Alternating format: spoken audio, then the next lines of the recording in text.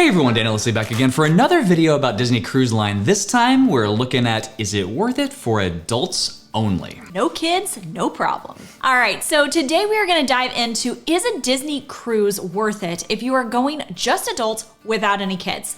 I'm gonna go ahead and tell you right now, absolutely yes. Look, hey, if you want to get on and live out your inner childhood and meet all those characters and do all the fun things that lots of kids love too, absolutely go for it. We love doing those things too. We love meeting characters, especially Donald and Goofy. Those are our two favorites. They may frown on it if you try to get in the kids club outside of the open hours on embarkation day, but pretty sure they won't let you. Outside of that, they are all about it. But we're gonna look at what the more overtly adult things to do on a Disney Cruise Line are. Listen, I'm a strong proponent that Disney should do an adults-only cruise at some point so that the adults can play in the kids club. Like it could just be open house the entire time. That's a good idea. First up, let's just ask ourselves the elephant in the room question. Is it weird for adults to go on a Disney cruise without kids? I mean, that's like asking, is it weird for adults to go to Disney World or Disneyland, just adults with no kids? My thought is absolutely not. Yeah, I mean, there are so many things to do at Disney World, Disneyland, Disney Cruise. If you are just adults only and you don't have any kids with you, whether you have kids that you've left at home, we've done that plenty of times, or that you just haven't had kids, and it still is just such a fun vacation, a fun getaway. We're actually going on our first adults-only Disney cruise without the kids next month. So I'm looking forward to that. That's going to be amazing. We've actually only done 2 other cruises without our kids, one on Regent Seven Seas and one on Virgin Voyages, which you have to be an adult to go on Virgin. So yeah. I'm really looking forward to it. And we're gonna talk about what there is to do for adults only, starting with the adult only spaces. First up is gonna be the Quiet Cove pool and that whole like adult only area. So you've got the Cove pool, you have the Cove bar, and you have the Cove cafe. So of course the Cove bar is gonna serve you your alcoholic beverages throughout the day. And then your Cove cafe is where you can go, it's like a coffee shop. And so you can get specialty coffees. There's also some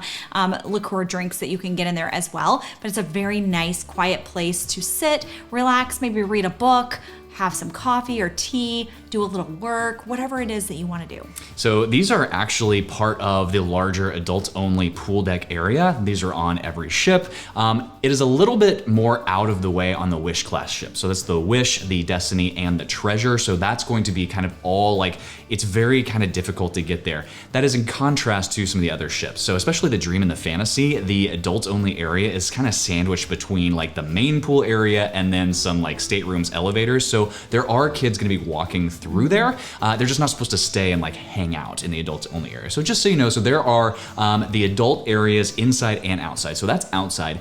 Inside is fantastic. So we're gonna start with the older ships. The oldest 4 ships, the Magic, the Wonder, the Dream, and the Fantasy. So the Dream and the Fantasy are sister ships. They're about 4,000 passengers. So those are bigger than the Magic and the Wonder, which are also sister ships. Those are about 2,700 passengers. But all 4 of those have adult-only districts and or an adult-only neighborhood. So kind of interchangeable there. But this is a space that has themed lounges that you can go to. They do activities in there, like maybe trivia, that kind of thing. And then some of the trivia gets a little bit interesting late at night. You might do like a match your mate wedding type show, which can get a little bit awkward, I know from experience. But those older ships are much easier to kind of like denote, like this is the adult only hangout area, there are these lounges here. Once I leave that, I'm going into like a family friendly zone. The Wish class ships, so again, the Wish, the Destiny, and the Treasure, those have themed lounges, but they're scattered throughout the ship. So it's not like an adult only neighborhood. Yeah, and so in those situations, you do tend to have kids coming, like walking in and out a little bit more often in those lounges. So just kind of be mindful of that. Kids typically are allowed earlier in the day at many of those lounges, and then later, as it gets later into the evening, then they kind of start discouraging having kids there. Then you have the adult-only dining. So every single ship has at least Palo. The newer Wish class ships have Palo Steakhouse. The older ships have just Palo, which is an Italian-themed restaurant. So you can do meals there, like dinner. You can also do brunch there. This is an upgraded upcharge, but you have to be 18 years or older to even make a reservation there. And then on the newer ships, you're going to also have either Remy or Enchante. So that's the Dream up through the newest, which is the Destiny. We're not talking about the Venture out in Singapore. That's his own animal. So we're going to talk about the 7 ships that you're most likely to sail. And so those are interesting spaces. The difference here being that all the lounges, everything we mentioned before, the pool, all that stuff, those are included in the cruise fare that you've already paid, whereas Remy, Enchante, and Palo are all an upcharge additional dining. Now, if you want to dine there, you definitely want to make a reservation because they can be pretty hard to come by.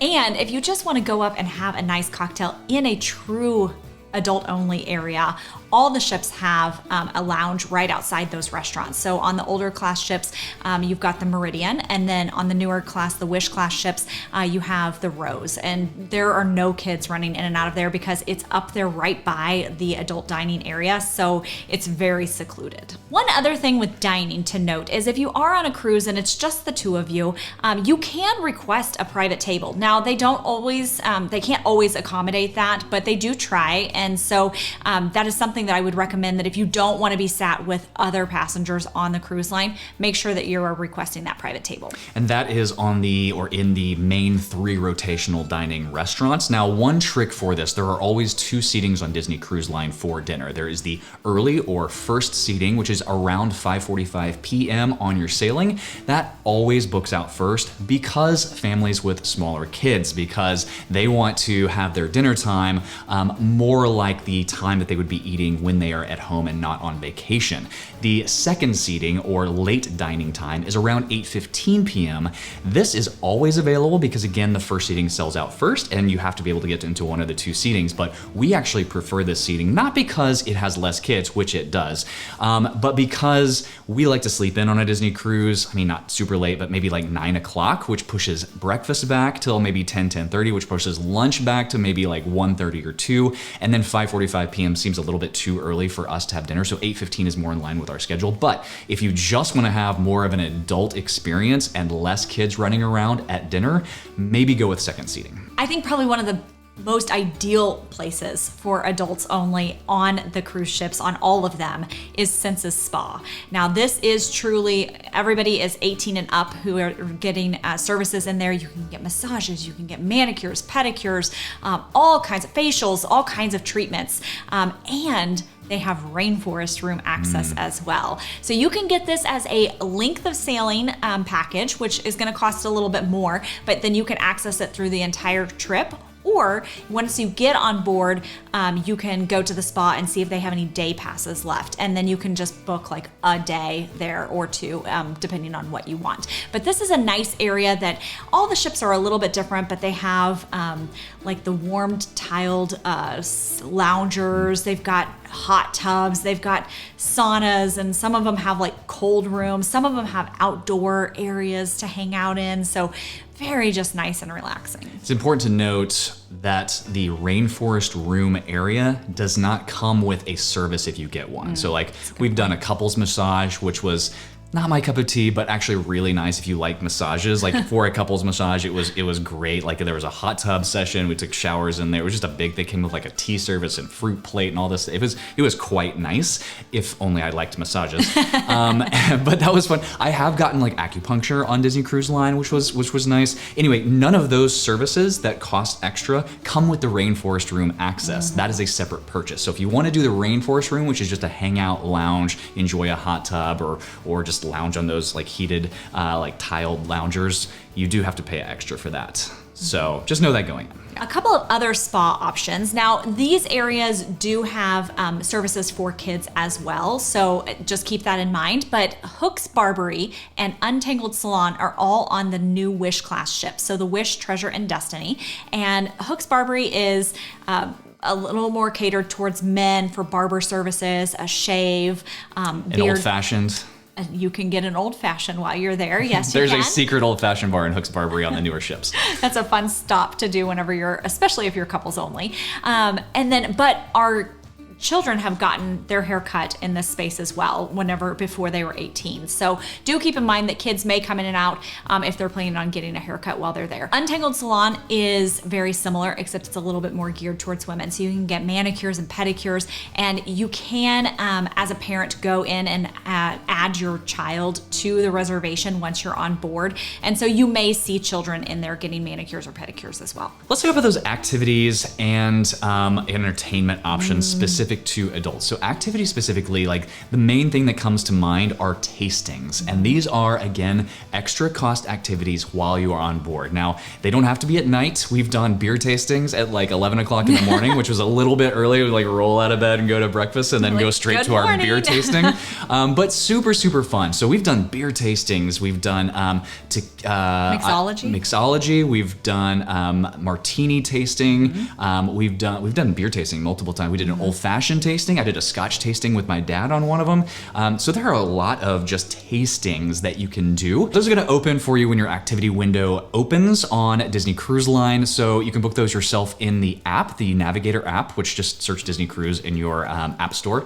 But the latest that will open is 75 days prior to embarkation for first-time sailors. But if you've sailed with Disney Cruise Line before, you have a Castaway Club number and you can book prior to that. And some of these tastings, especially like the old-fashioned tasting, some of those tastings will fill up so fast, quite early, just like Palo Brunch. So just make sure you get on that if you're wanting to do that. Or better yet, have your Fantastical Vacations travel advisor do it for you. And speaking of, if you're looking to plan your next magical vacation, please reach out to us over at Fantastical Vacations. We plan Disney destinations, Universal, cruise lines, and all-inclusive resorts. Now, I mentioned entertainment, and on the newest ships, specifically the Treasure and the Destiny, there is an adult-themed variety show on both of them. One is Indiana Jones, that's gonna be on the Treasure, and the other one is Marvel-themed. So fantastic. They are hilarious. Definitely do not miss these events. These are going to take place in the two-story entertainment space. So it's Sarabi on the Treasure and Saga on the Destiny.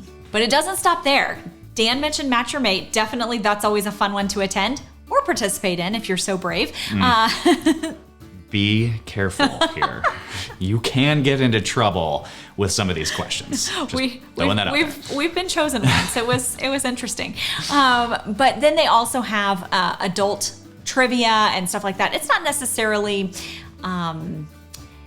inappropriate or anything for kids, but they just allow these opportunities for it to just be adults as opposed to having kids there. Hey, don't sleep on these Broadway shows. Now, the Broadway shows are not adults only. They are in the Walt Disney Theater not every single night, but a lot of nights they will have some sort of entertainment. The Broadway shows specifically, especially if you're on longer sailings, you should have 3 Broadway shows. One of them is probably going to be a variety like review type show. Those are good, but the ones that are true Broadway shows, so like Beauty and the Beast, Aladdin, Mulan, Hercules. I mean, some of these shows are, all the shows are fantastic. They are absolutely worth checking out. Whether you have kids or it's adults only, we'll definitely be going to the Broadway shows when we're on our adults only Destiny cruise. Cannot wait. Don't sleep on those Broadway shows. The fun for adults doesn't stop on the ship. So if you are stopping at one of Disney's private island destinations, either Castaway Cay or Lookout Cay at Lighthouse Point, you can go to the adult only area, which is Serenity Bay. And they have cabanas you can rent there. They've got a buffet over there, so you don't have to even leave that area to get food. They have bars. It's just a very nice, chill, relaxed space just for adults. It is, and sometimes it can take a ways to get there. At Lookout Cay at Lighthouse Point, it is going to be pretty close to where you get dropped off from the trams. At Castaway Cay, it is at the opposite end of the island. If you do the 5K on Castaway Cay, it is past that, like the turnaround point. So like it is out there, so they do have trams running. Just know that it's gonna take a little bit longer to get to Serenity Bay over on Castaway Cay. Good point. And finally, let's talk about, okay, so we've convinced you that Disney Cruise Line is fine, if not amazing, for an adults-only cruise, but which ship should you choose? There are 7 ships currently sailing from the continental United States, and all of them are good in their own right. So I prefer the Magic and the Wonder for more like, if you're wanting like piano bar themes, more intimate spaces, lounges, that kind of thing, I think the Magic and Wonder is probably good for that.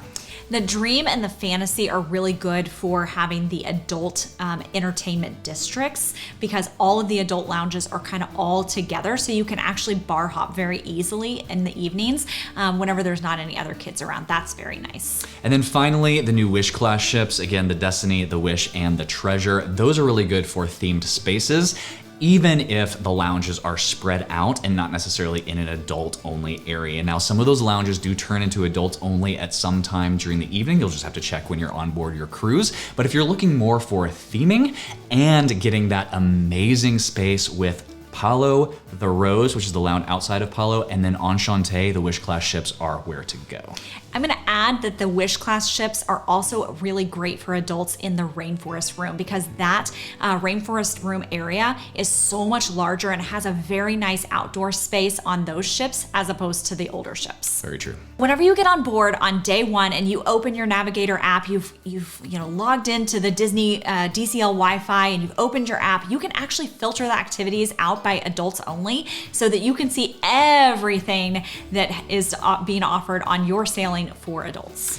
Last thing to consider is why would you consider on sailing Disney Cruise Line versus a true adults-only cruise line like Virgin Voyages? We just got off Virgin Voyages, our first one last month, and we had fun, I will put it that way. However, we were missing a lot of things that we love about Disney Cruise Line, and some of those bleed over from families into adults only. And so there's just something very nostalgic, very homey about being back on a Disney cruise. There's something amazing about seeing Goofy off in a corner or a princess meeting kids over in the corner. Even if I'm not standing in line to meet them, even if I'm just walking past seeing that makes me happy. There's something really cool about learning how to draw a Disney character through the day or doing Disney trivia throughout the day in a lounge. I love the lounge neighborhoods, especially on the Dream and the Fantasy. Those are amazing.